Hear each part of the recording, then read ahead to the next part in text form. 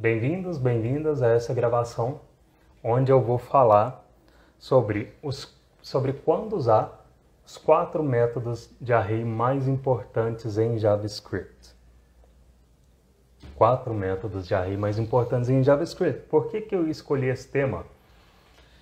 Teve alguns motivos, tá? Nas 2 lives passadas que eu fiz, elas foram lives não técnicas, por incrível que pareça. Se você olhar no meu canal do YouTube, ou na página do Facebook, ou no Instagram, você vai ver que 95%, 97% dos meus conteúdos são técnicos, né? São eu abrindo o editor e ensinando algum atalho, algum obstáculo para chegar na fluência em JavaScript. Mas o fato é que eu acho que é bom eu trazer esse tipo de conteúdo técnico, mas também, ao mesmo tempo, para a gente discutir aqui, né, sem o editor aberto. Por quê? E essa aqui é a live do porquê, tá, galera? Saber usar esses 4 métodos, na minha opinião técnica, vai te fazer resolver mais ou menos 95% dos problemas com arrays em JavaScript. E é tipo eu te falar, olha, se você conhecer esses 4 ingredientes, você consegue fazer 95% dos bolos de casamento do mundo. Tá? Então, acho que essa analogia faz sentido aqui. E aí vem a questão, né? Faz sentido falar de técnica sem o editor aberto?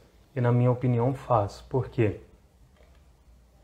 Em uma das lives passadas que eu fiz, uma pessoa comentou, Roger, JavaScript tem tanto método que eu não sei quando usar cada um. É muito método. E realmente, existem muitos métodos de array em JavaScript, tá? Muitos, bastante mesmo. Tem método para tudo que você quiser fazer praticamente. Mas pensa bem, essa pessoa, ela já estava acostumada a abrir o editor e codar. Ela fez essa pergunta, mas ela já fazia isso. Então não é abrir o editor e codar que vai te fazer necessariamente entender quando usar cada método em qual situação. Tá fazendo sentido para vocês? Deixa eu ver se vocês estão aqui comigo. Estão aqui comigo. Show! Então vou continuar. E aí essa pessoa não vai saber por que usar cada ferramenta em determinado tipo de situação. Então, eu acho que faz sentido, tá? A gente falar, quando a gente vai para o campo do porquê, a gente sai um pouquinho do como, né, de estar com o editor aberto, querer código, escrever e acabar numa situação de tentativa e erro. Então, na minha opinião, saber por que usar é mais importante do que saber o como, ou do que saber como escrever, ou do que saber sintaxe. Porque o como, sintaxe, são coisas que uma olhada na documentação já te tira essa dúvida. Ah, esqueci como que escreve o método X. Você olha na documentação, você vai lembrar. Tá? Então, eu acho que nessa questão do como fazer, são dúvidas que você pode tirar rápido. Agora, o porquê é mais importante. Tá? Saber por que usar cada método é mais importante. E eu não sei se as pessoas mais experientes, já codam há bastante tempo com JavaScript, vão tirar proveito dessa gravação. Essa live, ela é mais voltada para quem está iniciando, né? Para quem está no começo. Assim como praticamente todos os meus conteúdos, embora isso seja questionável, embora alguns de vocês achem que meu conteúdo já é um pouquinho mais avançado, eu costumo pegar mais na mão dos iniciantes, tá? Então, talvez, eu não sei se pessoas mais experientes vão aproveitar o conteúdo que eu vou passar aqui. E o que eu vou falar aqui, meus alunos estão carecas de saber também, tá? Eu no CJRM eu falo isso o tempo todo. Toda vez que a pessoa vê um array na frente, eu acho que de tanto eu martelar isso na cabeça dela, eu acho que ela já sabe qual ferramenta ela deve usar. Deixa eu ver aqui se vocês estão falando alguma coisa.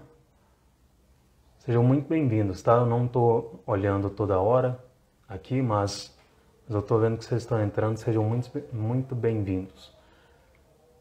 Então vamos lá. Métodos de arrays. Quando que você vai usar um método de array? Você vai usar um método de array? Vocês sabem quando você deve usar um método de array?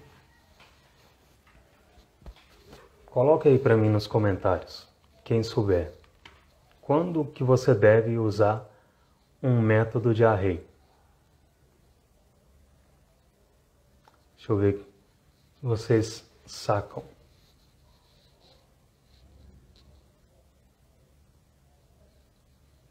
Bora lá. Sei que vai chegar, uma hora para vocês vai chegar aí.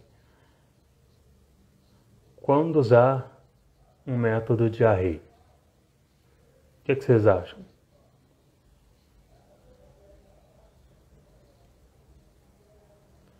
Quando que você deve usar um método de array?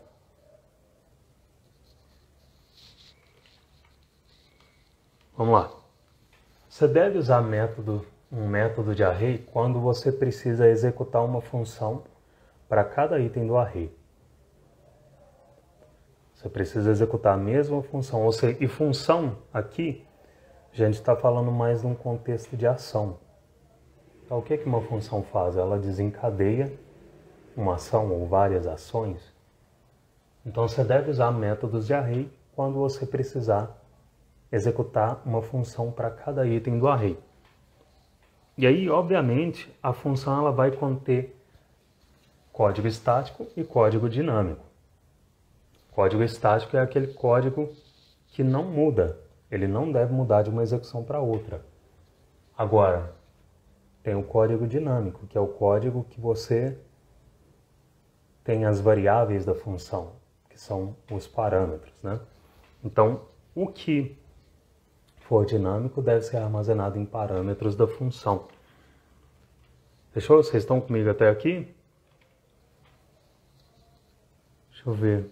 Tá, vocês estão entrando. Marcelo, Max, Oliver, Rogério. Beleza. Show. Então vocês estão comigo, né? Então, o primeiro método que eu vou falar é o for each. Tá? E se a gente traduzir o for each ao pé da letra, vai ficar algo do tipo para cada. Só ajeitar a parada aqui. Vai ficar algo do tipo para cada. Para cada o quê? Como assim? Você deve usar o for each quando você precisar executar uma função para cada item do array. É por isso que o nome dele é para cada. Só que tem algumas particularidades, tá? Para usar o for each, e é isso que vai acabar diferenciando ele dos outros 3 métodos que eu vou falar. Para usar o for each, assim como todos os outros 3 métodos que eu vou falar, você já precisa ter um array. Tá? Se você não tiver um array definido que você quer percorrer, aí é um caso talvez para usar o for of ou for. Mas aqui, como a gente está falando de métodos de arrays, a gente pressupõe que o array que você quer percorrer já existe. Tá bom? E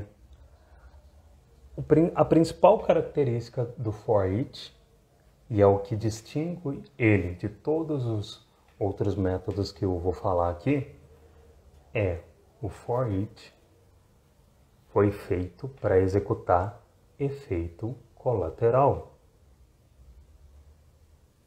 Você precisa usar o for each quando você quiser executar quando você quer percorrer um array e executar efeito colateral.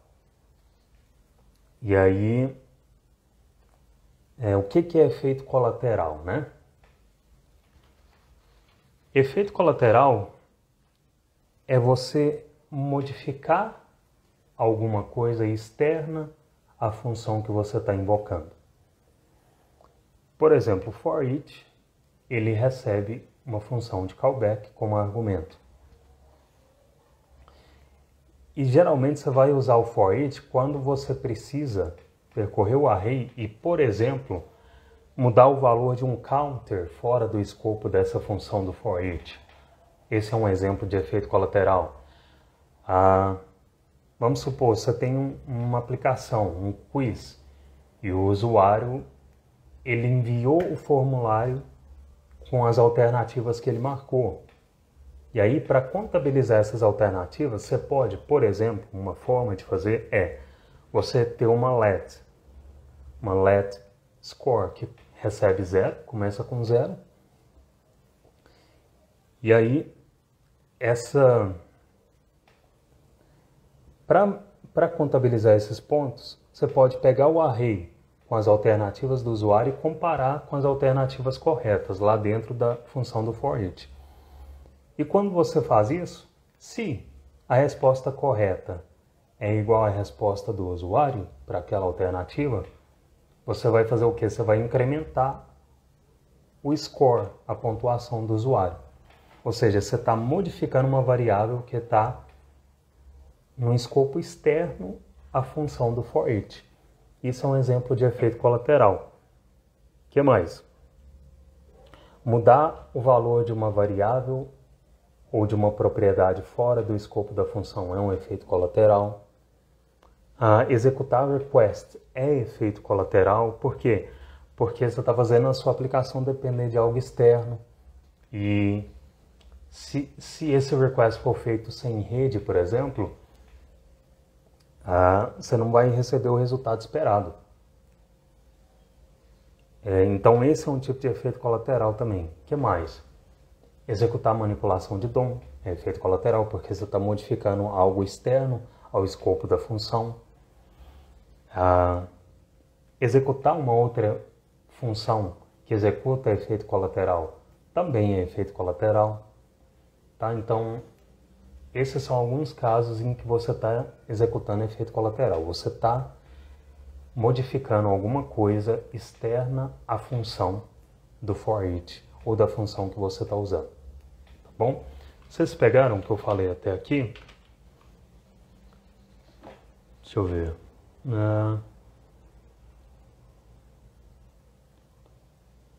Tá. Beleza, vou continuar então, tá? Erros comuns que as pessoas cometem ao usar for each. Será que vocês sabem quais são esses erros? Ou alguns deles? Será que o que eu falei aqui dá uma pista para vocês? O que vocês acham que são os erros comuns que as pessoas cometem ao usar o for each? O que será que é? Olha só, eu acabei de falar que o for each ele vai ser executado para cada item do array, né? E aí, um erro comum que as pessoas cometem ao usar o for each é querer parar o for each. Então, vamos supor, você tem um array 1, 2, 3. Você está percorrendo esse array. Mas se o item do array for igual a 2, eu quero parar. Não quero mais executar a função. Então, nesse caso, você não deve usar o for each. Tá? Porque o for each não tem como você parar ele. Se você quiser parar no meio de um loop, no meio da execução, você vai precisar usar outra ferramenta. Você vai precisar, por exemplo, usar o for.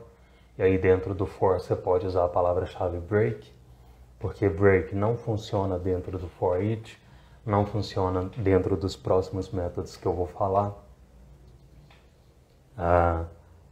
Você pode, por exemplo, usar o SOME, S-O-M-E, que o SOME ele recebe uma função de callback como argumento. E a condição que você especificar nessa função, se algum item da função ele corresponder a essa condição que você especificou, o SOME vai parar de ser executado naquele momento e retornar um item. Aliás, retornar um item não, ele vai retornar um boolean, tá? Então esses são alguns casos em que você não deve usar o for each. Um caso você precisa parar a execução do loop antes de dele terminar de percorrer todos os arrays.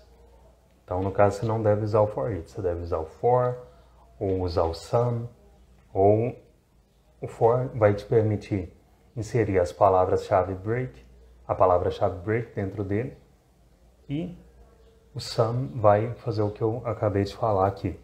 Baseado na condição, ele vai retornar um boolean se algum item daquele array corresponder àquela condição. Então, se chegou naquele item, correspondeu à condição, os próximos itens do array não vão ser lidos, tá? O que mais aqui? Tá, outro erro comum que as pessoas cometem ao usar for each. Outro erro comum elas usam for each para retornar um valor. Por que isso é um problema? Porque for each não retorna valor. For each não retorna valor. Não importa o que você coloque na frente do return que você especificou, esse valor não vai ser retornado. E o callback do for each, né, no caso, não vai retornar o valor que você quer. E aí, o que vai acontecer? O que acontece quando existe em JavaScript uma função que não retorna valor? Porque o for each não vai retornar. Você pode especificar o return lá, não vai rolar. O que acontece com uma função em JavaScript? Quando ela não retorna valor, ela retorna undefined por padrão. Automaticamente ela vai retornar undefined. Isso significa que se você inserir um valor para ser retornado no for each não vai retornar esse valor e a função dele sempre vai retornar undefined. Tá bom? Então, usar for each para retornar valor vai meio que contra o propósito dele, porque o propósito dele é executar efeito colateral. Então, geralmente, quando você executa efeito colateral, você não está muito pensando no retorno que a função, no valor que a função deve retornar. Você está pensando em modificar algo externo a essa função. Então, vai meio que contra o propósito do for each usar return dentro dele, tá bom? Por isso que é um erro técnico usar return dentro do for each. Beber uma água aqui na minha caneca Breaking Bad, ver se vocês estão falando alguma coisa aqui.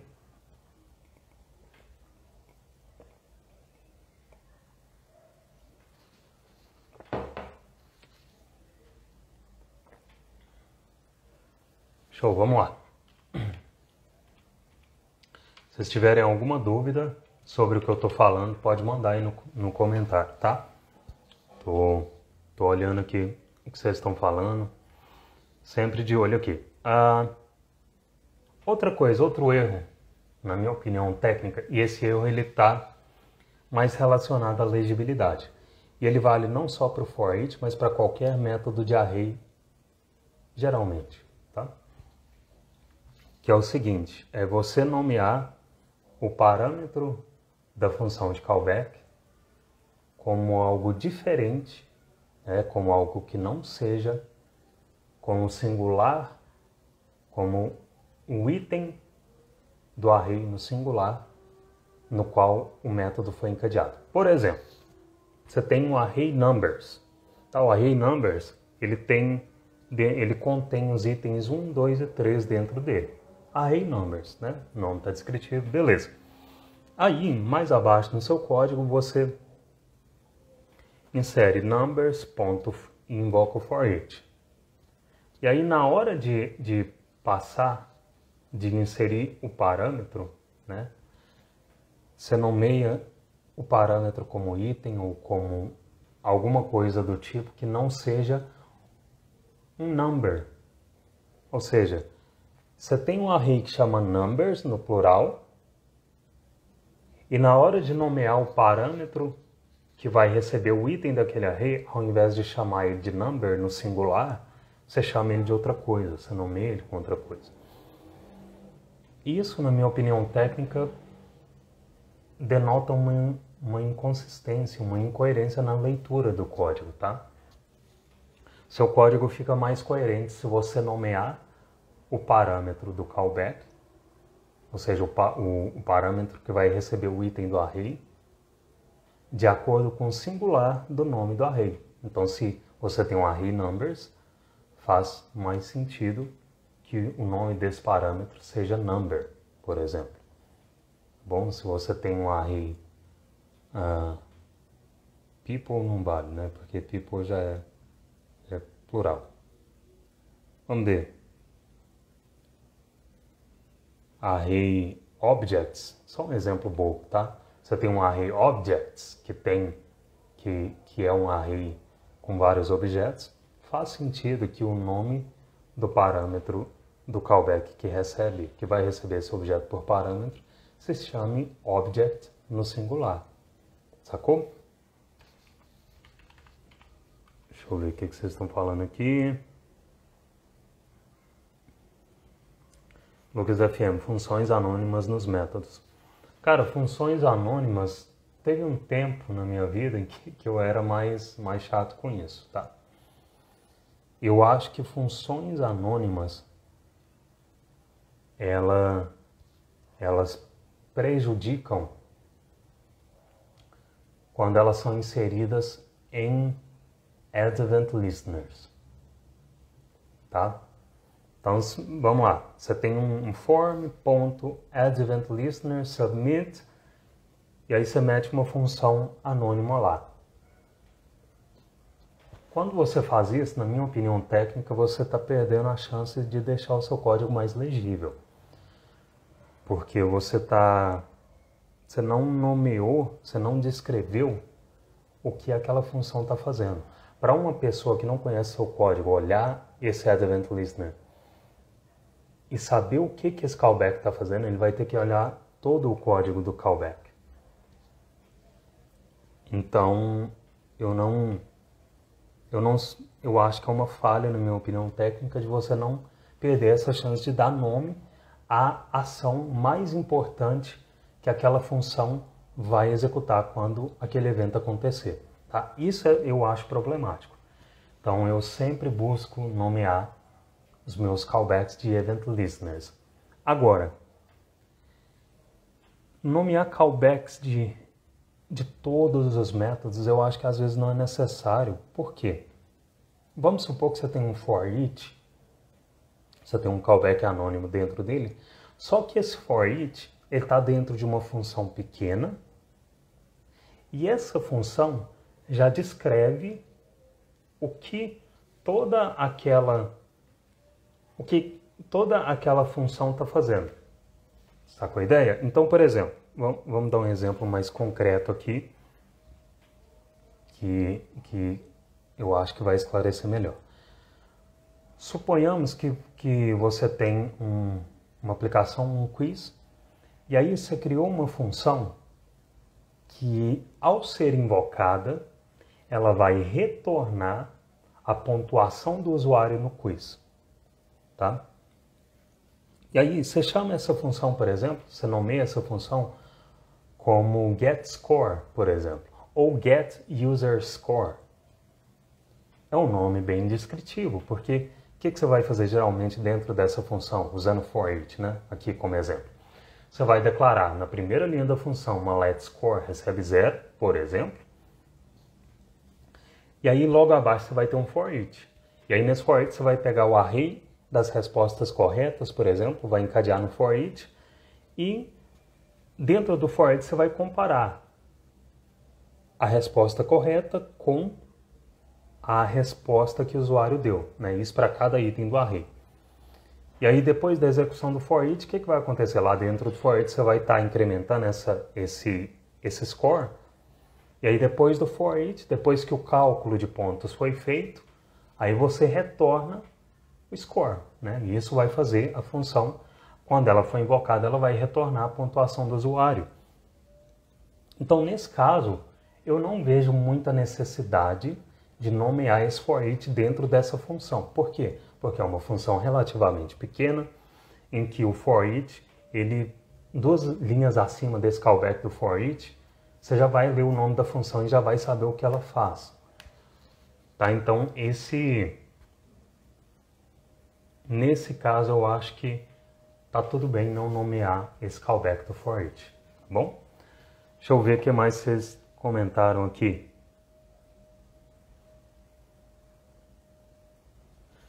Fabrício Fig, nomear como unique number seria redundante? Cara, não seria redundante, mas seria desnecessariamente mais longo, né? Eu sei que não precisa ser um aspecto tão preocupante você deixar o nome das suas variáveis tão curto, porque às vezes isso é prejudicial. Tá? Às vezes você faz uma concessão da descrição para dar um nome mais curto para sua variável, ou parâmetro, ou propriedade, e às vezes isso pode ser prejudicial. Tá? Então, nome maior não necessariamente é um problema. Agora, nesse caso de unique number, o unique, como você está percorrendo um array em que cada item é um number, eu acho que unique pode ser redundante sim. Porque já está implícito, né? Quando você executa um callback de um for each, por exemplo, já está implícito que aquele primeiro parâmetro ele vai receber um número único. E número único aqui eu não estou considerando que os números vão ter 2 números 3 no array, por exemplo. Mas de certa forma, é um número único. Mas se você tira unique e nomeia como number no singular, não vai perder o sentido vai continuar o mesmo, e você vai ter um parâmetro com um nome menor. Tá? Então, nesse caso, eu acho que vale deixar só number, porque vai continuar descritivo do mesmo jeito. Deixa eu ver o que mais vocês estão falando aqui.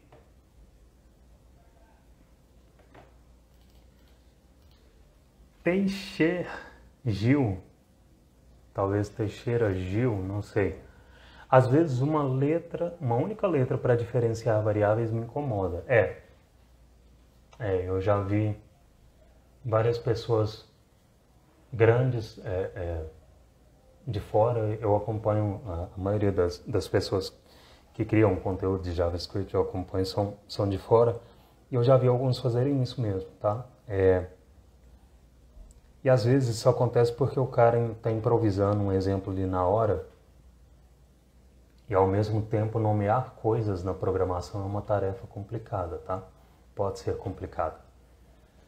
Então, às vezes até eu faço isso, só para tirar o peso mental de não ter que pensar no nome de certa função naquele momento, ou de certa variável, escrever a lógica dela primeiro, testar se funciona, e depois que está funcionando eu vou lá e vejo que nome eu vou colocar. Às vezes eu faço isso, tá? Mas aí já é uma técnica de alívio mental, né? Não é necessariamente intenção, tá? Deixa eu ver o que mais vocês estão falando aqui.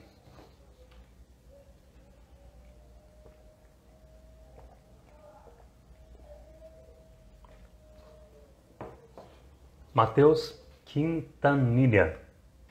Posso colocar o push nesse caso para o array? No caso de você estar executando um for each para criar um array, né? E aí você vai ter que usar o push. né? Aí você vai ter que usar o push. Se você declara um array vazio e dentro do for each você quer fazer alguma ação para preencher esse array vazio, você vai ter que usar o push, né? Vai ter que usar o push. Ou uma sintaxe mais complicada, de você usar, sei lá, usar o index do array, né? E aí você fazer o preenchimento de cada index do array de forma dinâmica. Mas é uma complicação desnecessária. Você pode usar o push sim. Na verdade deve nesse caso, né? Fabrício Fig, como evitar o encadeamento de for each? Cara, eu não sei se eu entendi a sua pergunta. Tem um vídeo que eu fiz que eu mostro como eu peguei o código de uma aluna e ela colocou for eachs aninhados. Ou seja, tinha um for each dentro do outro. E aí eu mostrei como desalinhar esses for eachs, né? Eu não sei se é esse caso que você está falando. Isso é muito específico, tá? Vai depender da situação. Mas geralmente dá para desalinhar. Agora, como evitar encadeamento de for each? Se você quer dizer o encadeamento de for each numa situação em que o for each deve ser usado, que são situações que você precisa executar efeito colateral na sua aplicação, que é como eu descrevi aqui, não deve evitar. Se o efeito colateral precisa acontecer, você não deve evitar for each. Tá? E for each foi feito para isso mesmo. Efeito colateral, pessoal, em aplicações web, eles são segunda-feira. Vai acontecer, tá? Nenhuma aplicação web que eu conheço que seja útil, ela não existe efeito colateral, tá? Então, efeito colateral vai existir nas suas aplicações e tá tudo bem. É só você saber usar as ferramentas certas para usar o for each, por exemplo, quando você quiser executar efeito colateral, no caso de percorrer o array. Bom, deixa eu ver o que mais. Gabriel, boa tarde, tio. Tiago Martins, boa tarde, pessoal. Qual é o assunto da live? Tiago, o assunto é tão grande. Eu dou títulos tão grandes para as coisas que eu vou falar, mas o assunto é quando usar os 4 métodos de array mais importantes em JavaScript, tá bom? E eu acabei de falar aqui do for each. O que eu falei do for each? Quando usar, falei características específicas do for each em relação a outros métodos, né, que só ele tem. Eu falei erros comuns que as pessoas cometem quando usar o for each. Então, se você perdeu, essa live vai ficar gravada, eu vou postar a gravação depois. E aí você dá uma olhada, tá? Deixa eu ver aqui. Segunda-feira, kkk, eu diria que efeito colateral acontece em qualquer aplicação, faz parte do processo, exatamente, é isso mesmo. Principalmente em aplicação web, quase sempre vai acontecer, se a aplicação for útil. Danilo Davi, de forma geral, qual o melhor para usar, map ou for each? Eu expliquei a situação ideal, o caso ideal de usar map, tá? De usar for each. Vou começar a falar sobre alguns outros métodos agora. Será que o map vai estar neles? Mas a questão é que não existe melhor, existe o mais eficiente para cada situação. E eu expliquei em qual situação você deve usar o for each agora há pouco, tá? A live vai ficar gravada, você volta lá para ver o que eu falei.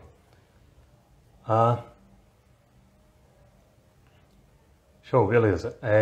Matheus Quintanilha, poderia dar uma explicação de como usar o reduce? Melhorou o delay. Vou falar sobre ele daqui a pouco, Matheus. Segura aí. Tá. Então agora, já falei sobre o for each. O segundo método que eu vou falar é o método map. Lembrando que o assunto da live é quando usar os 4 métodos mais importantes no JavaScript. Então, o primeiro foi o for each, o segundo que eu vou falar agora é o map. Tá? Vocês sabem me dizer quando é ideal usar o map? Se for meu aluno, não vale. Meus alunos já estão careca de me ouvir falar isso. Agora, se quiser, estou brincando, gente. Se quiser deixar aí também, pode deixar. Mas digam aí nos comentários, por favor, quando é o momento de usar o map em JavaScript? O que vocês acham? Quando você deve usar o map em JavaScript? Digam aí, estou esperando. Enquanto a resposta não vem, deixa eu ver o que vocês estão escrevendo aqui. É possível usar reduce em string? Danilo, reduce é um método de array, tá? Então, para você encadear o reduce, você precisa encadear ele em um array, tá? Ele não é método de string. Não sei que você, antes de encadear o reduce, você transforma em string cada caractere da string em um item de um array, né? Pode fazer isso com o método split, por exemplo, tá? Ou com spread operator. E aí você usa reduce nesse array que era uma string. Álvaro, TSX JavaScript ou TypeScript? Um depois o outro, tá?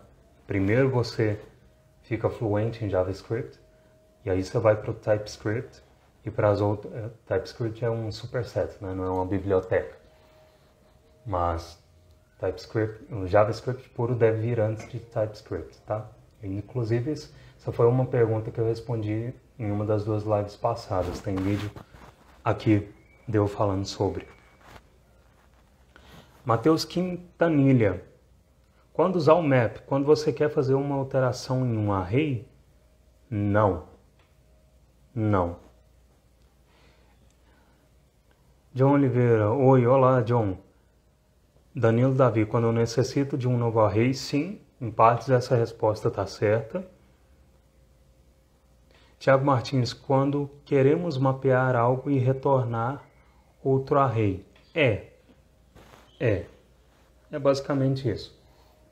Mas o ponto-chave mais rápido que eu identifico a situação em que eu devo usar um map é o seguinte.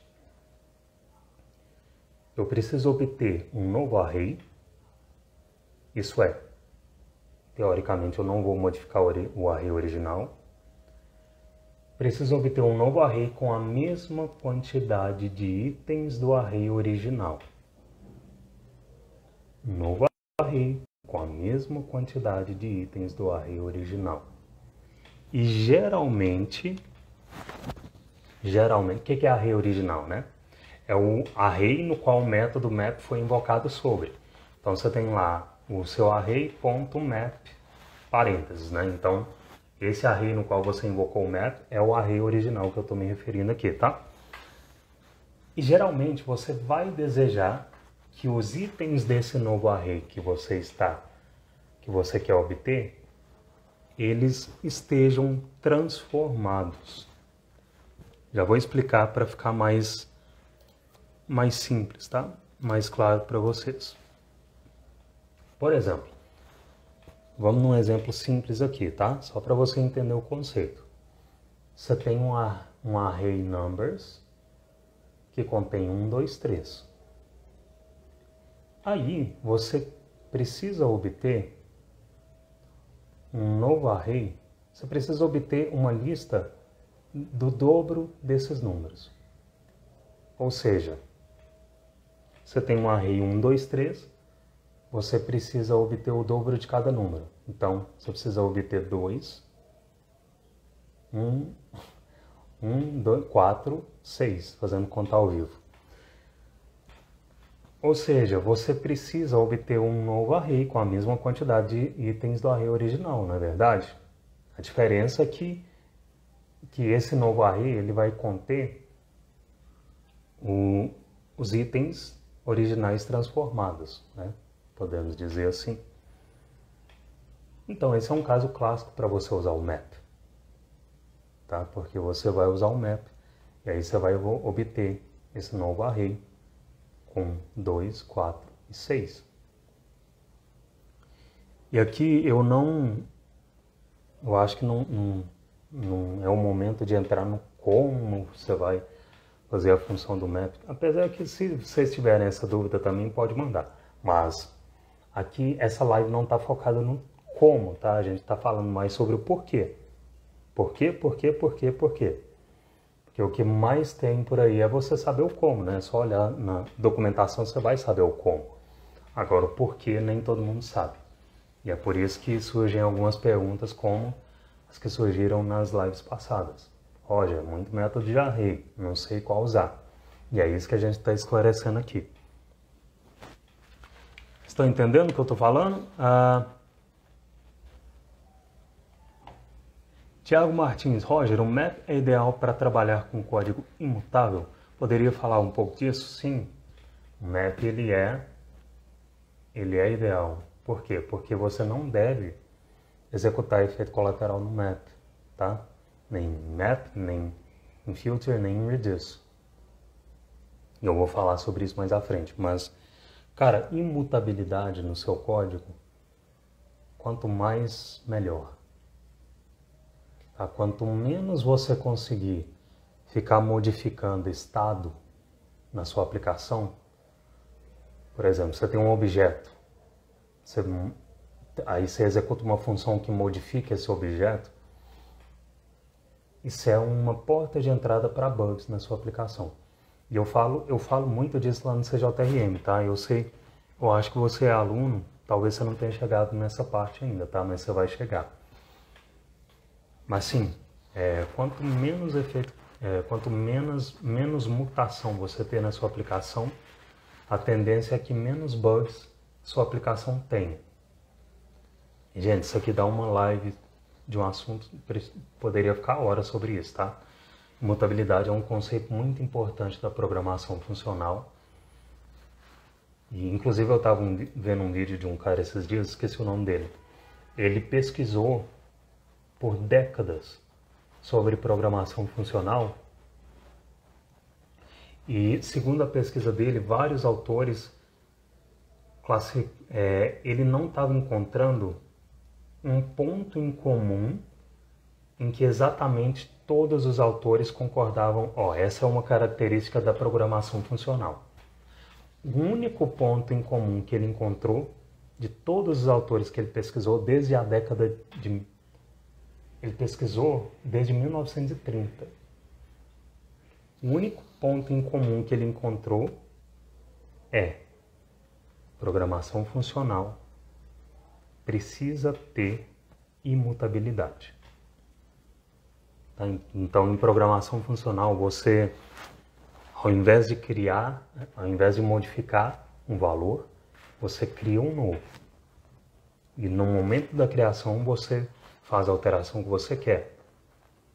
Mas você trabalha com esse novo valor. Isso significa que, uma vez que um valor foi declarado na sua aplicação, se você tem uma const x que armazena 5, essa const x precisa armazenar 5 até a finalização do programa.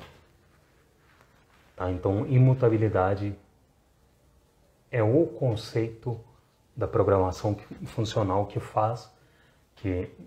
é o conceito que está presente de fato em todas as abordagens de programação funcional que você estudar. E geralmente imutabilidade tende a evitar bugs na sua aplicação, porque geralmente bugs eles moram no estado mutável da aplicação, tá? Mas enfim, esse é um assunto para uma outra live. Posso falar sobre isso depois, fazer uma live específica sobre isso. Mas, de forma geral, sim, quanto mais imutabilidade você tem na sua aplicação, melhor. Porque menos bugs você vai tender a ter, tá bom? Porque bugs moram no estado mutável. Deixa eu ver o que mais vocês falaram disso. Teixe Gil, entendendo e anotando. Boa. Danilo Davi, os métodos que mais me confundem são find, every, sum. Cara, não tem muito segredo não. Find, você vai executar ele quando você precisar encontrar algum item no array. Tá? E geralmente você quer encontrar só um item no array. Tá? Então você vai executar o find, dentro da função dele você vai especificar uma condição. E se essa condição der match com o item que está sendo executado atualmente, né, o callback do find, assim como todos os outros métodos de array que a gente está falando aqui, ele vai ser executado para cada item do array. Então, se você colocar na sua função que item é igual a 1, se 1 existir no array original, toda a expressão do array e o encadeamento do find vai retornar esse item para você, tá? E vai encerrar a execução do find, tá? Isso que vai acontecer. O que mais? Every. Every você deve usar quando você quer saber se todo item, todos os itens daquele array obedecem à condição que você especificou dentro do callback do every, tá? E sum. Sum é o que eu comentei agora há pouco. Você vai executar o sum quando você quiser saber se sum significa algum, tá? Se você quer saber se algum item do array corresponde à condição que você especificou na função de callback do sum. Se corresponder, a execução o valor, né? Não, desculpa, um boolean vai ser retornado e a execução do callback vai parar naquele item no qual a condição deu match, tá? Esqueci de falar também, né? O every também o retorno vai ser um boolean, tá? Porque você está comparando, você está vendo se a sua condição dentro da função dá match com o item do array. É basicamente isso. Me avisa que isso ficou claro. A Jensen Muniz, map transforma, filtra, reduz um array em número ou string. Não necessariamente só em número ou string, tá? A gente vai falar mais disso daqui a pouco. Map transforma. Dá uma olhada no que eu falei na live até aqui, Jensen. Vai ficar gravada, tá? José Rocha Developer.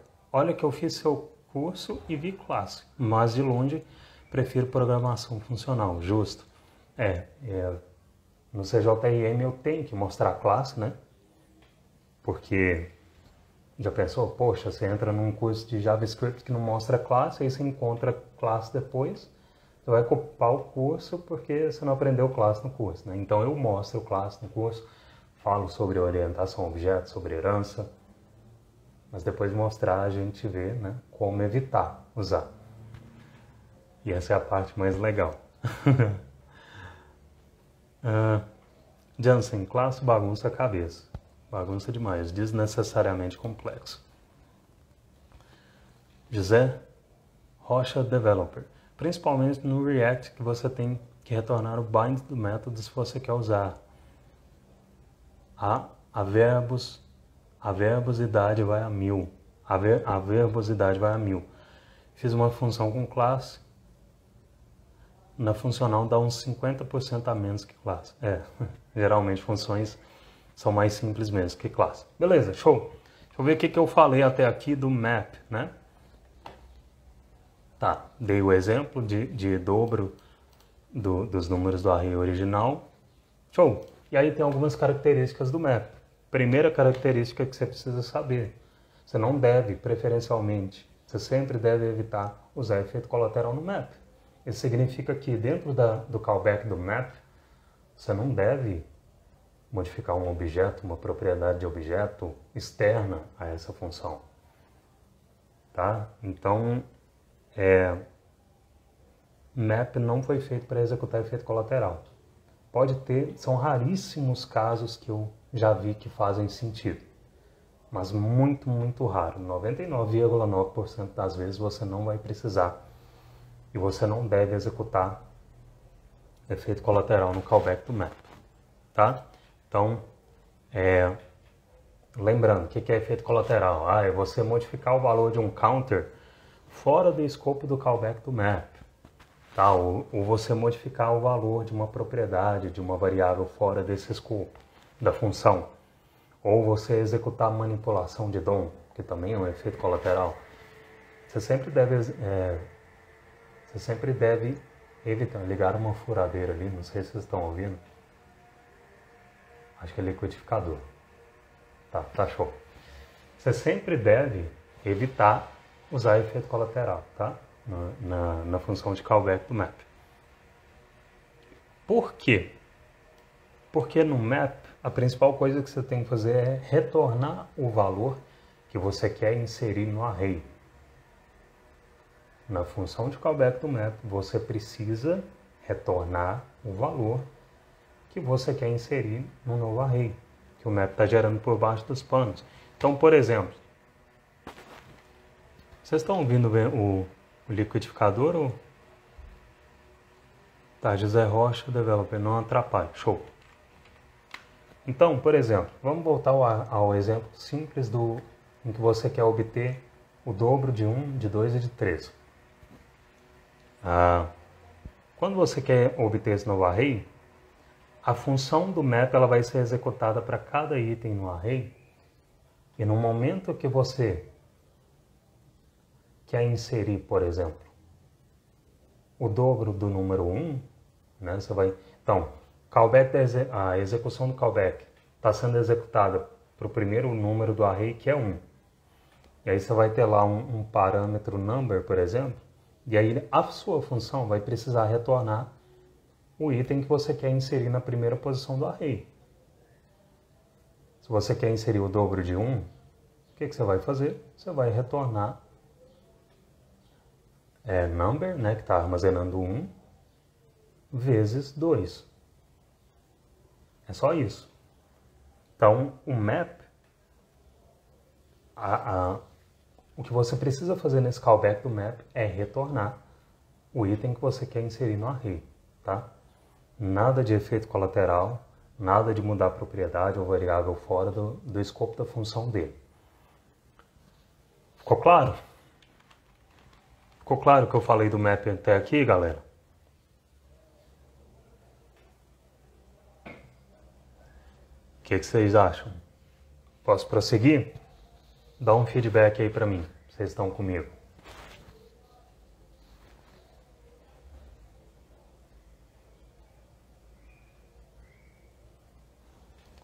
Se tiver ficado claro, eu vou prosseguir para o próximo, tá? Rondinelli, sim, beleza. Antes de prosseguir para o próximo, vamos falar dos erros comuns que as pessoas cometem ao usar o map. Então, primeiro erro comum, né, que eu separei aqui, querer parar o map. Mesma coisa de usar for each, usar o map e querer parar. Se você quer parar a execução do map ou do for each, você não deve usar map ou for each. É basicamente isso. Então o map ele vai ser executado para todos os itens do array. Não tem como você parar isso. Então se você quiser parar map, aí você deve pensar num outro array que você deve, uma outra ferramenta que você deve usar. Pode ser um for, pode ser um for. Acho que um for, para você percorrer esse array e querer parar ele com a palavra-chave break, por exemplo, pode ser uma opção. E parar o map também não faria sentido. Por quê? Porque lembra que eu disse que a principal característica do map, ou o principal porquê de usar o map, é você querer obter um novo array com o mesmo tamanho de itens do array original. Se você quer parar a função no meio do array, como que você vai ter um array do mesmo tamanho? Como que você vai obter um array do mesmo tamanho do original? Não vai ter como, porque você, teoricamente, né, nessa lógica de querer parar o map, ele não teria percorrido os itens restantes. Tá? Então não faria sentido. usar essa lógica. Então, por isso que é importante saber, tá? Você vai usar um método quando você precisar obter um array com a mesma quantidade de itens do array original. E geralmente esses itens vão estar transformados, ou você vai desejar que eles estejam transformados. Outro erro muito frequente, é não retornar valor na função de callback do map. A função de callback do map, galera, sempre precisa retornar um valor. Independente do que está acontecendo, independente de quantos ifs você coloque lá dentro, independente de quantos ternários você coloque, função callback do map sempre precisa retornar valor. Qual valor? O valor que você quer inserir nesse novo array que o map está gerando, tá? O que acontece se você não colocar, você não retornar esse valor? O que acontece com uma função em JavaScript que não retorna valor?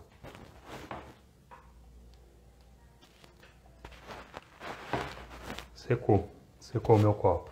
Mas vou buscar não, vamos continuar. Toda função em JavaScript que não retorna valor, por baixo dos panos ela retorna undefined. E aí o que vai acontecer? Se você não retornar valor dentro da sua função do map, você vai ter um array com undefined lá dentro. Tá? Então, sempre precisa retornar valor. A função do map sempre precisa retornar valor em cada execução da função.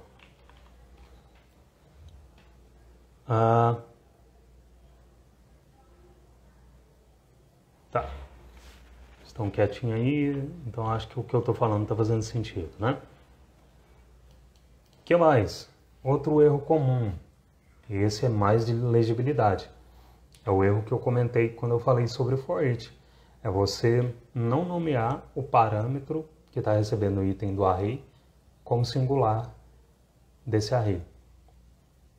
Ou seja, se você está percorrendo com um array numbers, faz sentido que o nome do parâmetro que está recebendo o item desse array se chame number, no singular. Tá? Então, em 99% das vezes, isso é o que vai fazer mais sentido. Tá? São poucas as vezes em que eu me lembro de percorrer um array, de executar um método de array, em que não fazia sentido o parâmetro que está recebendo o item não ser um singular do nome do array. Tá? O que mais? Outro erro comum é executar efeito colateral dentro do callback do map. É o que eu falei agora há pouco. O map não foi feito para executar efeito colateral. Raríssimos casos em que isso faz sentido. 99,9% não vai fazer. Tá? Então, se você está modificando alguma coisa dentro do callback do map, principalmente se essa coisa é externa, na verdade você não deve modificar, né? Você deve criar um novo.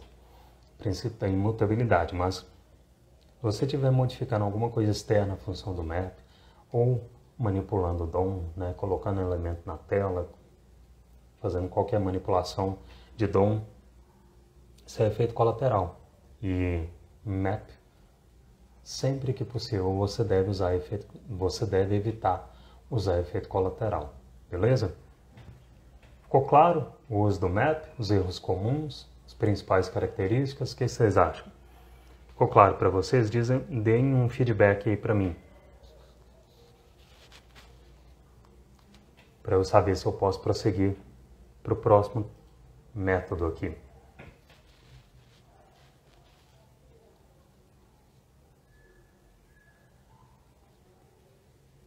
Bora lá, galera. Digam aí para mim.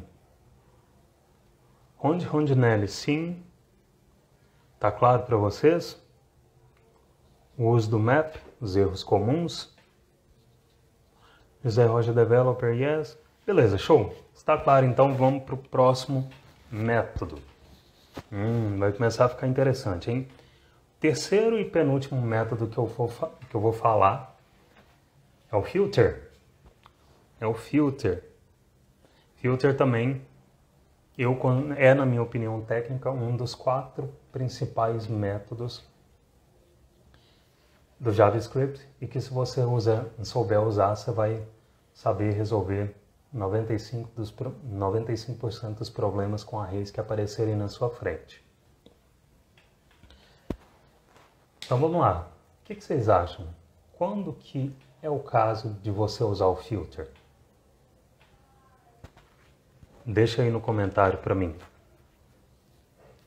Quando é o caso de usar o método filter? O que vocês acham? Quero ver se vocês estão sacando essa parada.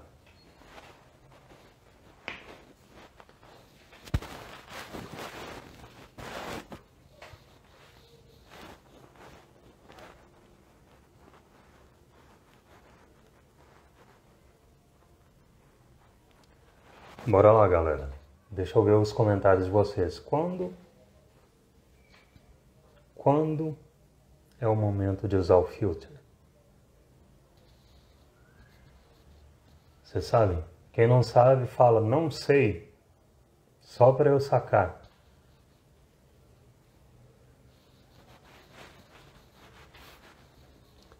José Rocha Developer, quando eu quero pegar algo específico? Bom, tá fazendo sentido. O que mais?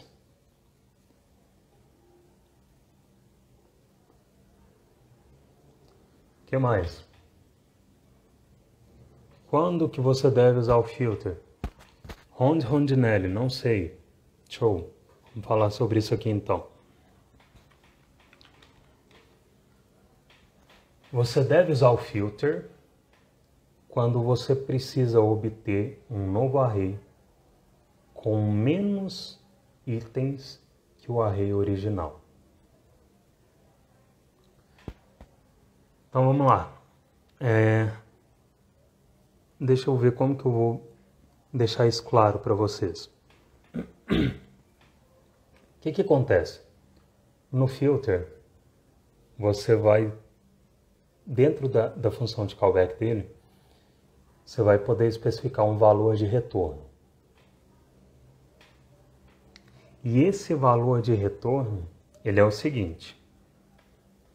Se o equivalente booleano desse valor de retorno é truthy, ou seja, se o valor que a função está retornando é um valor truthy, ou truthy, esses dias eu descobri que eu falo errado. Falei todo esse tempo truthy e é truthy. Se o valor que a função está retornando é truthy, o item para o qual o callback está sendo executado vai ser inserido no novo array que o filter está criando. Agora, se o valor que você retorna na função ele for um valor false, esse item não vai ser inserido no novo array. Tá? E aí, vamos supor, vamos lá, no exemplo mais simples novamente. Você tem um array 1, 2, 3 e você quer obter um array, um novo array. Você quer percorrer esse array, você quer obter um novo array que contém só os números menores que 3. Você tem um array 1, 2, 3, que é o array original. Você encadeia um filter nesse array original para obter os números menores que 3. Ou seja, se o array original tem 1, 2, 3, e você quer obter os números menores que 3, você quer obter um novo array com os números 1 e 2. O 3 não entra. Por que o 3 não deve entrar? Porque 3 não é menor que 3. 3 é igual a 3. E aí você vai obter um array com 1 e 2. 1 e 2, esse array com 1 e 2, ele contém menos itens que o array original. Certo?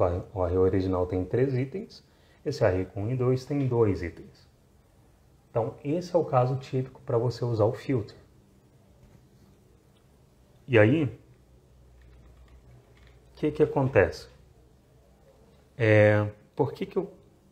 Por muito tempo eu falei, eu vejo um monte de gente falar também, e eu considero isso como como quase uma falha técnica, que é a seguinte: a função do filter precisa retornar um boolean, né? Ou a função do filter precisa retornar uma expressão que resulte em um boolean. Nem sempre isso vai acontecer, tá? E é por isso que é importante você saber o que é um valor truthy e o que é um valor false. Eu vou falar sobre isso daqui a pouco. Deixa eu só falar umas outras características do filter antes disso. Filter também, você não deve executar efeito colateral dentro dele. Você não deve modificar nada externo à função dele. Você não deve incrementar counter. Você não deve criar ou modificar a propriedade em um objeto. Você não deve fazer nada disso, tá? Filter, você deve focar no retorno dele, porque é dependendo do valor que você retornar, do equivalente booleano desse valor, que o item vai ser inserido ou não no novo array que você está criando. Que mais? Novamente, mesmo caso do map, callback do filter também sempre deve retornar um valor. Sempre a cada execução desse callback ele precisa retornar um valor, né? E esse valor ele vai determinar se o item vai entrar ou não nesse novo array que você está criando. E aí entra o que eu falei: se o valor retornado ou a expressão retornada resulta em um valor truthy, o item vai ser inserido no array.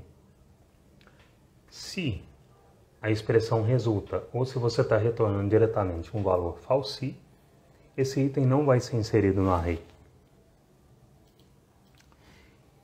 E aí você me pergunta, que diabos é truthy e false? Antes de responder, deixa eu só ver o que vocês estão falando aqui.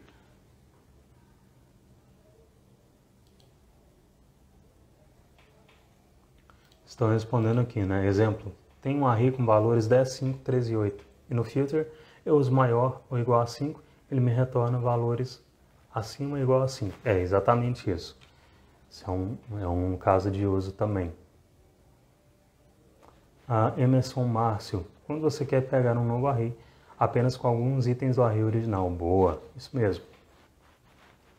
FV Code 78. Em que casos, se possível, dá para usar map depois filter? Algum exemplo de sistema? Dá para usar map depois filter. Você pode, por exemplo, vamos pegar os exemplos que eu citei aqui antes, só para ficar simples, tá? Não quero usar exemplos complexos, que aí pode mais atrapalhar do que ajudar. Então tá, você tem um array 1, 2, 3, e aí você quer fazer, primeiro, você quer obter o dobro desses números, né? E aí para isso, como eu falei antes, você pode usar o filter, o map. E aí o retorno desse callback do map vai especificar que o retorno vai ser o número vezes 2, né? Aí você vai obter um novo array com os números, o dobro desses números. E aí dá para usar map depois filter. Pois é. Acontece que a expressão que você inseriu, array.map, invocação do map e a função de callback, toda essa expressão ela vai resultar no array que o map gerou. Ora bolas, se essa expressão resulta no array que o map gerou, se você quiser pegar esse array, por exemplo, né, dos números já dobrados, e quiser gerar um novo array só com os números menores que 6, por exemplo,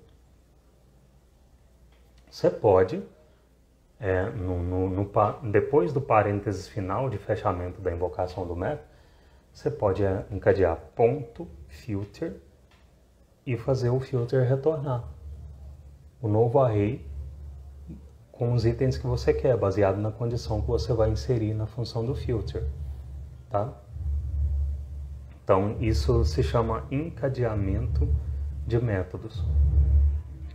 Você só tem que tomar cuidado com a formatação nesse momento, no momento de encadear, porque não é legal você ter linhas muito extensas no seu código e que também tem um código um pouco e que também contém um código um pouco complexo, tá? Então, por exemplo, nesse caso, o que eu faria para formatar de uma forma que ficasse mais legível, né? Obviamente, você vai o resultado de toda essa expressão do map e do filter encadeados, você vai receber ele em uma const. Geralmente, você vai querer fazer isso. Ou você vai retornar ele diretamente, né? Mas a questão é a forma com que você formata isso. Nesse caso, o que eu faria? Eu deixaria numbers em uma linha. E aí, o ponto map na linha abaixo e indentada um espaço, um tab para a direita, e o ponto filter no mesmo espaçamento do map, tá? Isso era o que eu faria. Não sei se eu respondi a sua pergunta. Se não tiver respondido, você pode só dar o toque, que eu bolo outra forma de explicar.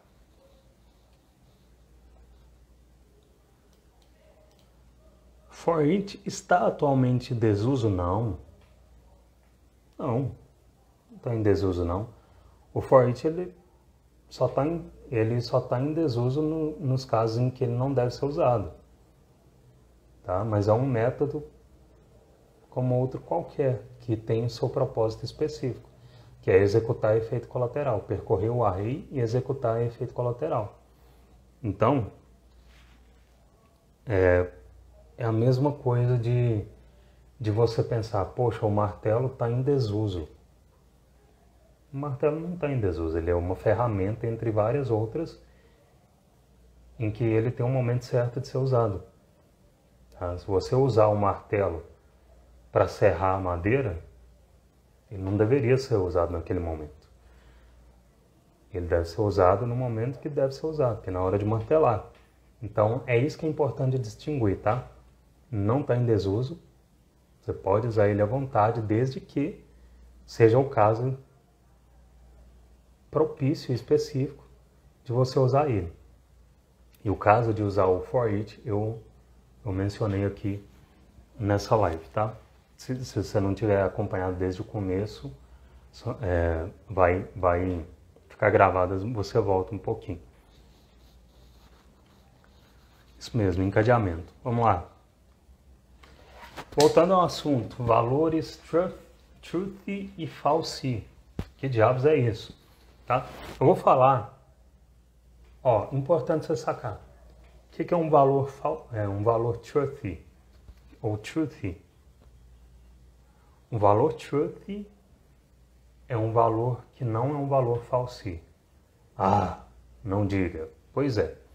Só que aí, para você entender isso, você precisa, obviamente, entender o que é um valor falsy. E eu vou falar os mais importantes, tá? Devem ter mais ou menos cerca de 10 valores falsy hoje na linguagem, mas os mais importantes de você conhecer são, por exemplo, no, undefined, false é um valor falsy, zero, menos zero, string vazia, aquela string que você abre aspas, você digita nada dentro, nem espaço em branco, fecha aspas, é uma string vazia, é um valor falsy. O que mais? E none, not a number. Tá? Então, esses são valores falsy. Todo valor que não é falsy é truthy. Tá? Então, true, por exemplo, é um valor truthy.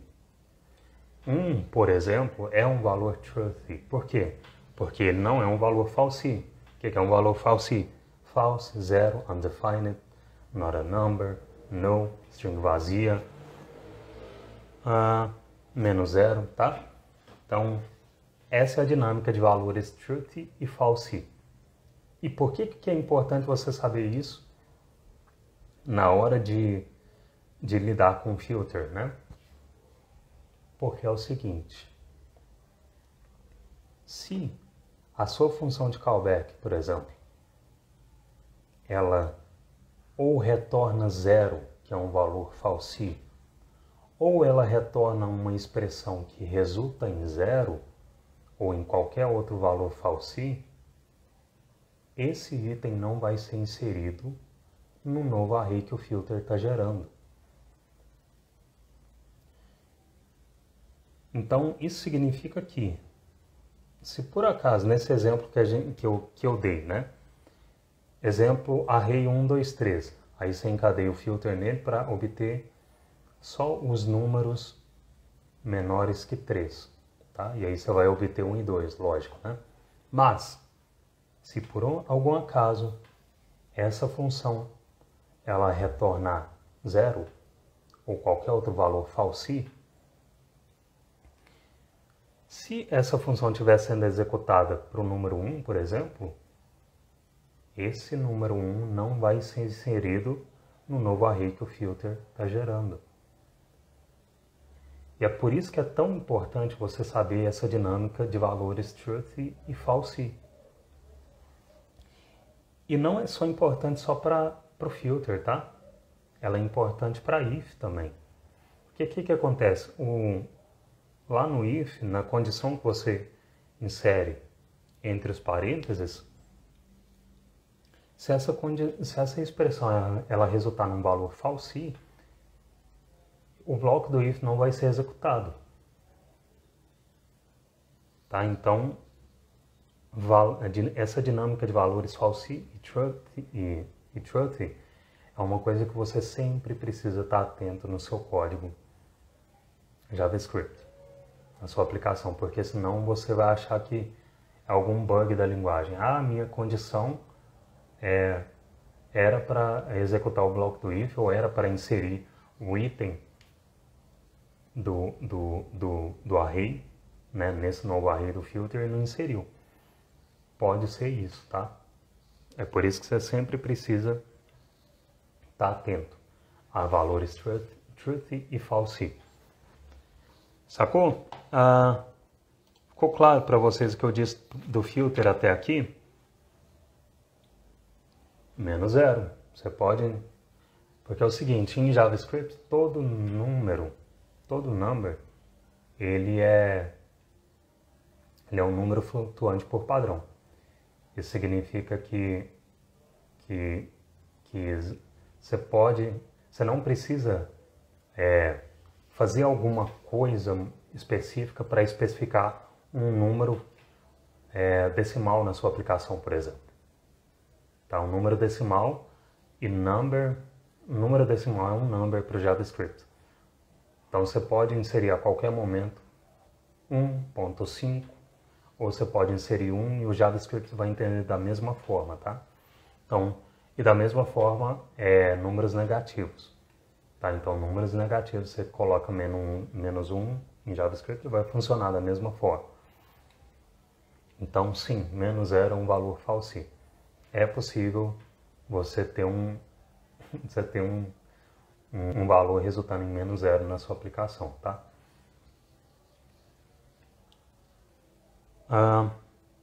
Show! Eu vou no banheiro novamente, porque eu estou bebendo muita água, mas até lá, até eu voltar, eu quero que vocês me digam se o que eu falei do filter até aqui ficou claro para vocês, tá? Vou no banheiro e já volto. Só para a gente fechar essa parte do filter, quais são os erros comuns que as pessoas cometem ao usar o filter? Querer parar o filter, primeiro erro deles, e é como eu comentei aqui do for each e do map. Se você quer percorrer um array e parar esse array, você quer parar a execução desse callback em determinado momento, você não deve usar for each, você não deve usar map, você não deve usar filter, tá? Filter precisa percorrer todos os itens do array. Por quê? Porque o propósito dele é checar todos os itens para ver se eles batem com a condição ou com o valor que você retornou na função dele. Tá? Então, se o valor for um equivalente booleano truthy, o item vai ser retornado. E se não for, o item não vai ser não vai ser inserido, né, no array do filter, mas para ele saber, para você gerar esse array com potencial, com a quantidade potencial menor de itens, o filter vai precisar percorrer todo o array. Tá? Então é por isso que ele não para. Tá? Não adianta você inserir break no filter, ele não vai parar. Outra coisa muito comum, não retornar valor. Cara, esse é um dos erros mais comuns, tá? No uso do filter, no uso do map, no uso do reduce, a pessoa não retornar valor. A função do filter sempre precisa retornar valor em toda execução. E esse valor precisa indicar se o array, se o item vai ser inserido no novo array. Então, você não pode esquecer de retornar um valor. Por quê? Porque se você esquecer de retornar um valor, toda função em JavaScript que não retorna um valor, retorna o quê? Undefined. E undefined é um valor false. Então, se a função do filter retorna undefined, o item não vai ser inserido no novo array que o filter está gerando. Tá? Então é por isso que você tem que ficar ligado. Filter sempre precisa retornar um valor. Deixa eu ver o que mais. Tá, é isso. Do filter o que eu vou falar é isso, tá? Vocês têm alguma dúvida que vocês queiram tirar do filter aqui agora? Antes de eu passar para o próximo e último método?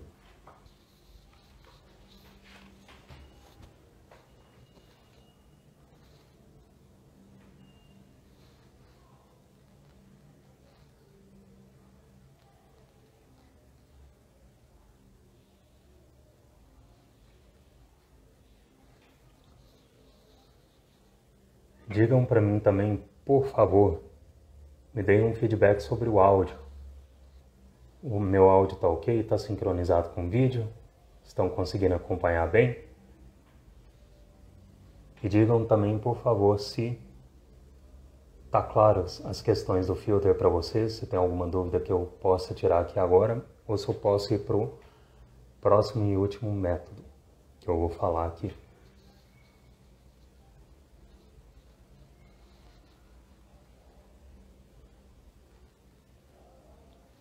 Kiko Formiga, por que não faz live no YouTube? Cara, para fazer live no YouTube eu teria que configurar o StreamYard, né? E não é minha prioridade agora não. Então, essa live vai ser postada aqui depois, né? No Instagram, vai ser postada no YouTube também e no Facebook, tá? Mas live mesmo exigiria essa configuração e não é prioridade agora. Se eu tiver que configurar isso agora, eu vou precisar parar algumas coisas mais importantes que eu estou fazendo. Emerson Márcio, o áudio aqui tá ok? Teixa Gil, tudo certo. Bom, então vou continuar. Então vamos lá. O quarto e último método que eu vou falar nessa questão dos 4 métodos mais importantes do JavaScript, quando usar eles, é o método mais poderoso dos que eu falei até aqui, que é o reduce. Reduce. Alguém tinha comentado sobre o reduce aqui agora há pouco, né? Vamos falar sobre ele então. Por que o reduce ele é o mais poderoso desses métodos que eu falei até agora, né? O reduce, ele pode fazer tudo o que map e filter fazem.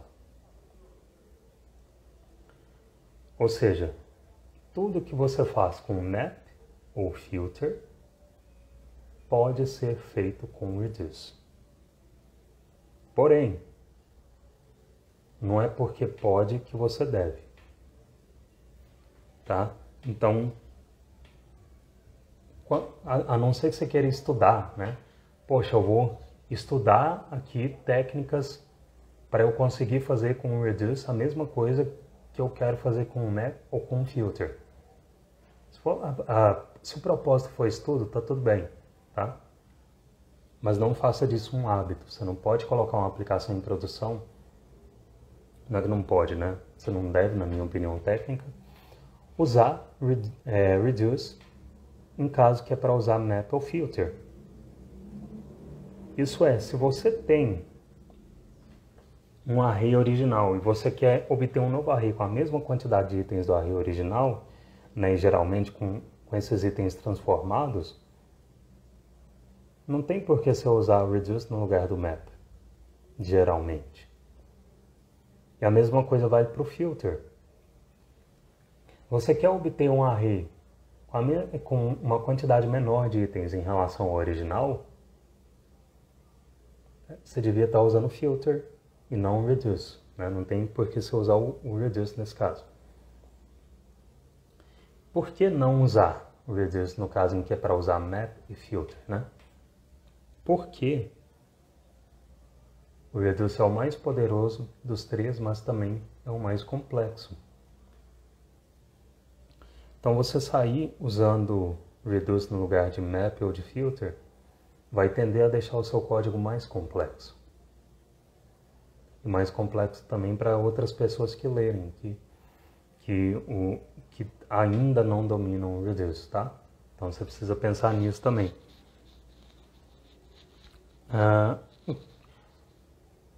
E aí, tá, Roger, mas peraí, você está me dizendo que o reduce é mais complexo que map e filter, sim. E por isso, é interessante, quando você tiver que usar o reduce na sua aplicação, talvez, dependendo do caso, seja interessante você encapsular o reduce em uma função que descreve a operação que o reduce está fazendo. Tá, isso vai deixar o seu código um pouco mais legível. Tá, e essa pode ser uma medida para você meio que camuflar não sei se é a palavra certa, mas amenizar a complexidade do reduce no seu código, tá? Mas se for caso para map ou filter, você deve usar map ou filter. Se for caso para for each, você deve usar for each. E quando que é o caso de usar o reduce? Essa eu quero ver a opinião de vocês, tá? Escrevam aí nos comentários quando vocês acham que o reduce deve ser usado. Digam aí para mim, quando o reduce deve ser usado? Quem não sabe, fala, não sei. Quando será que o reduce deve ser usado? Dou-lhe uma. Comentem aí. Dou-lhe duas. Dou-lhe três. Beleza. Você deve usar o reduce quando você precisa percorrer um array e reduzir, entre aspas, esse array a um valor. E esse valor, ele pode ser qualquer tipo de valor. Pode ser um number, pode ser um boolean, pode ser um objeto, pode ser qualquer tipo. Pode ser até mesmo um novo array, tá? Então, só para deixar isso claro, vamos dar um exemplo aqui. O exemplo clássico, né? Array 1, 2, 3, você tem esse array e você precisa obter a soma de todos os números desse array. Então, você tem um array 1, 2, 3, você quer obter a soma de todos esses números. Esse é um caso clássico, onde você precisa percorrer um array para reduzir, entre aspas, esse array a um valor. Que valor é esse? É um número, tipo number, né? Então, quando você usa o reduce nessa ocasião, você está reduzindo esse array a um número, tá? Então, é nesse sentido, esse é o ponto que você deve, esse é o típico caso que você deve usar reduce. E aqui, galera, recado importante. Eu estou dando esses exemplos mais simples, mas tem vídeo meu aí, se procurar você vai achar vídeo meu resolvendo um desafio técnico com reduce, tá? Desafio mais complexo, de vaga mesmo. Na verdade tem dois, acho que tem mais ou menos uns 2 vídeos meus resolvendo um desafio técnico de vaga com Reduce. Eu mostrando para alunos do CJRM como resolver. Inclusive, um deles tinha um enunciado pedindo para fazer mutação, pelo que eu entendi, e aí eu fiquei meio que reclamando no vídeo. Foi louco. Mas enfim, qual que é a principal característica do Reduce em relação a Map, Filter e For Each também, né? Por que não dizer? A principal característica do Reduce é que ele acumula um valor entre as execuções do callback dele. Isso é, a cada execução da função de callback do Reduce, o primeiro parâmetro desse callback vai receber o valor acumulado entre as execuções anteriores. Por exemplo, na segunda execução do callback do Reduce, o parâmetro accumulator, que geralmente é o primeiro parâmetro da função,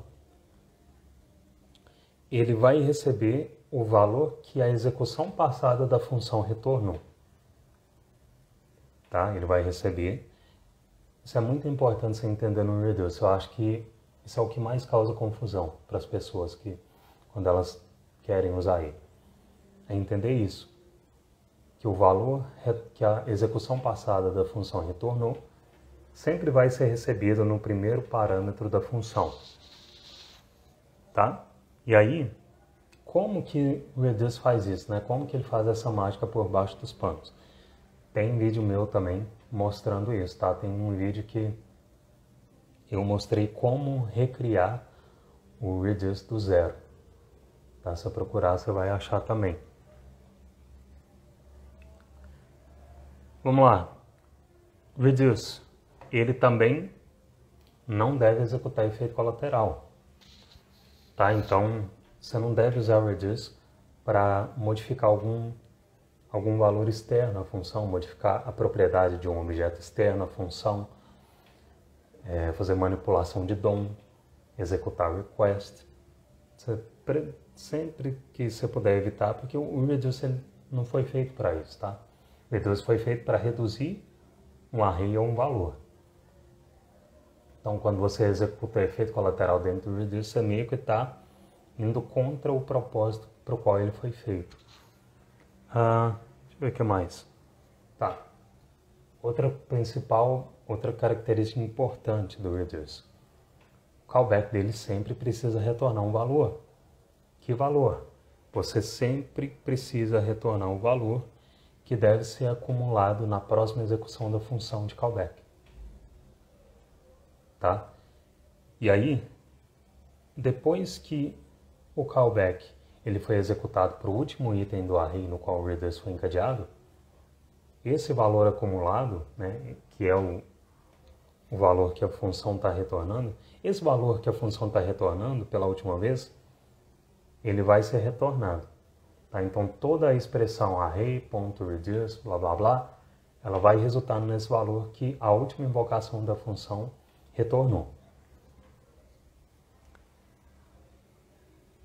Eu acho que você precisa saber do Reduce. Para usar o Reduce, a princípio é isso. Tá? Ficou claro o que eu falei até aqui? Vocês têm dúvidas sobre o Reduce? Se tiver, manda aí.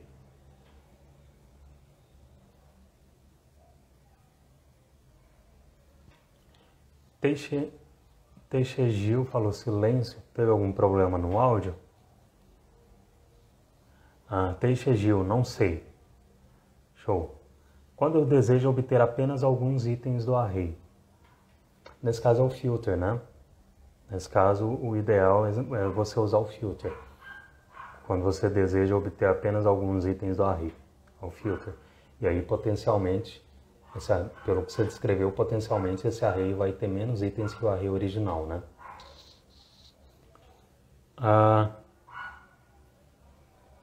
Vamos lá. E aí? Ficou alguma dúvida sobre o reduce que eu falei até agora? Vocês não entenderam? Se tiver ficado alguma dúvida, manda aqui. Se não tiver ficado, eu vou continuar.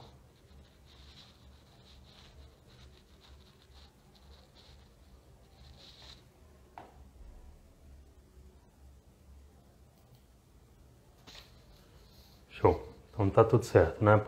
Posso ir para o próximo tópico aqui, que é o seguinte. Existem alguns erros comuns que as pessoas cometem ao usar o reduce. E esses erros, eles são meio que parecidos com os erros que as pessoas cometem ao usar map filter, tá? Erro comum, querer parar o reduce. Você não deve, se a sua intenção é parar o reduce em um determinado ponto, você não deve usar o reduce. Tá? Existem outros métodos específicos para isso. Você pode usar, por exemplo, um for, para usar a palavra break dentro dele, dependendo da condição.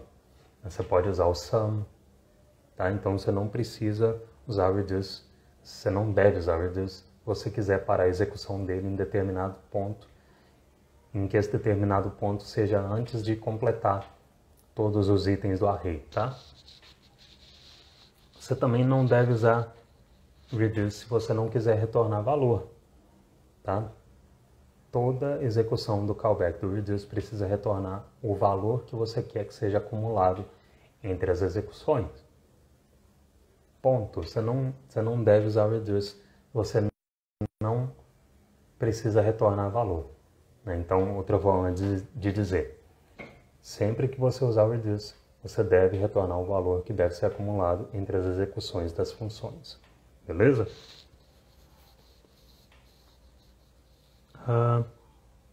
E claro, se você não retornar valor, o que vai acontecer?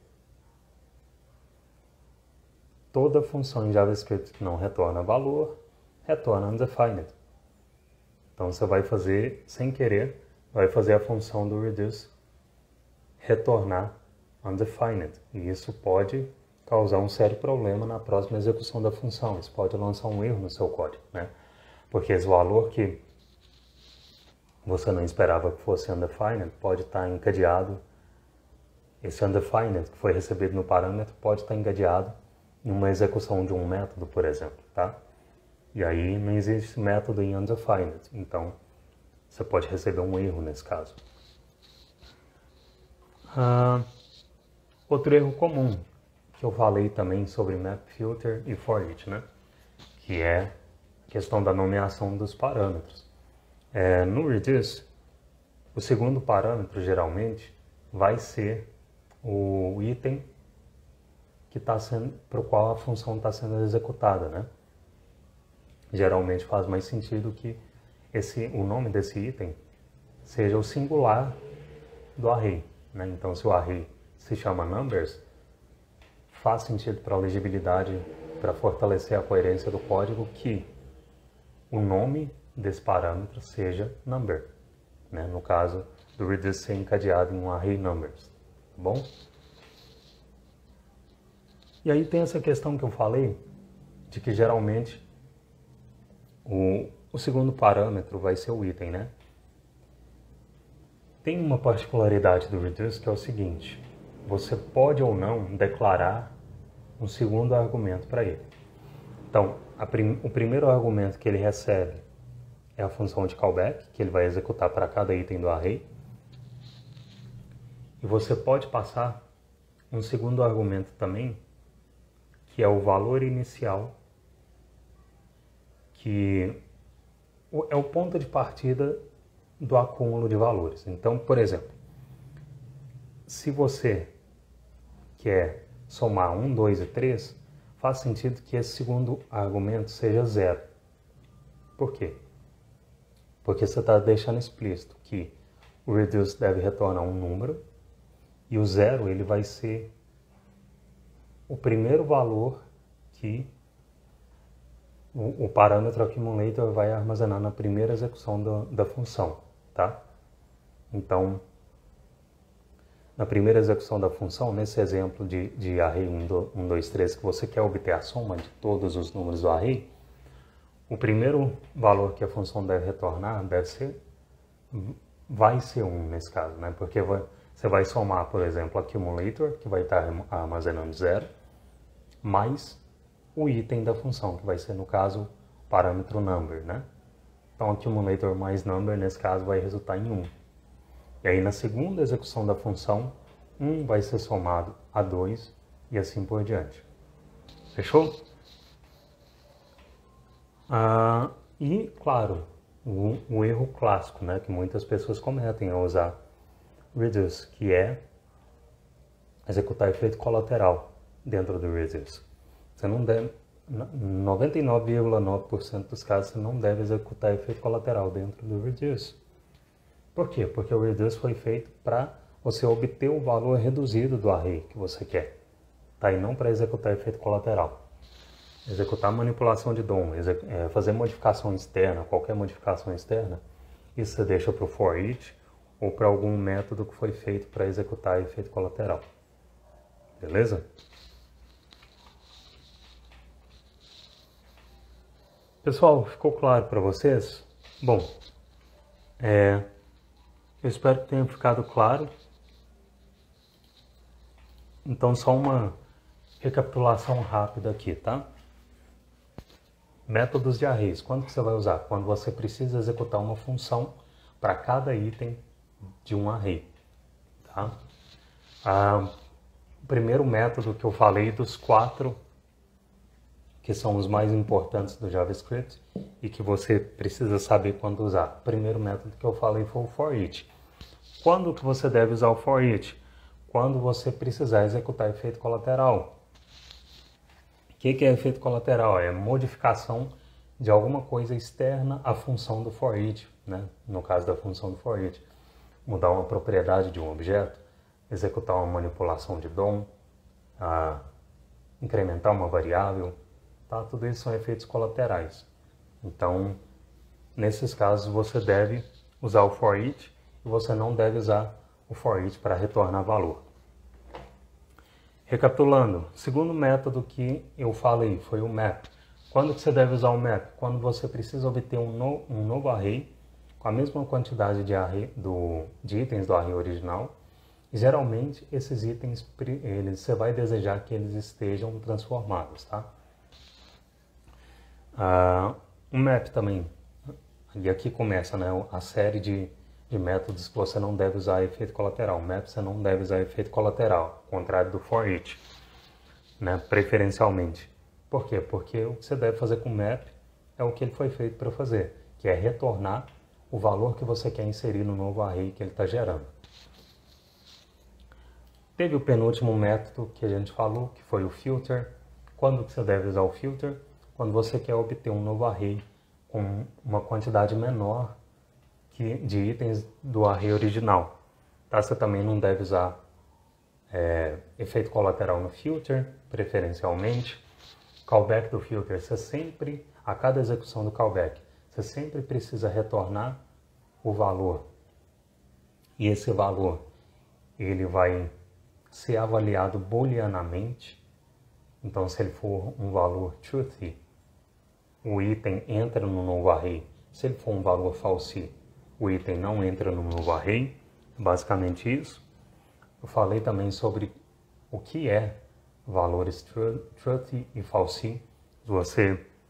E por que é importante saber disso, né? Se você não viu, essa live vai ficar postada, gravada, então você pode ver depois. E o quarto e último método que eu falei sobre foi o reduce, né? Falei quando você deve usar o reduce, que é quando você quer reduzir, entre aspas, o array original a um outro tipo de valor, ou até mesmo a um outro array, tá? Vão ter casos em que isso vai fazer sentido. E falei também que a principal característica do reduce é que ele acumula um valor entre as execuções do callback dele. O que mais? Falei que você não deve usar o reduce para executar efeito colateral, de preferência. Falei que o callback sempre precisa retornar um valor, e esse valor é o valor que está sendo acumulado entre as execuções do callback. Falei também do erro comum, que é não declarar o segundo argumento do reduce, tá? Sempre que você usar o reduce, você deve preferir declarar o segundo argumento dele, porque embora seja opcional, quando você declara esse segundo argumento, você está deixando explícito que está deixando explícito o tipo de valor que você quer retornar, né, com aquele reduce. Então, isso é muito importante por termos de legibilidade. Beleza?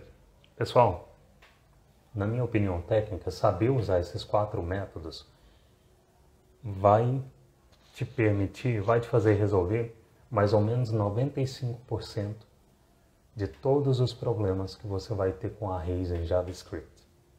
Tá bom? Então, eu acho que é isso.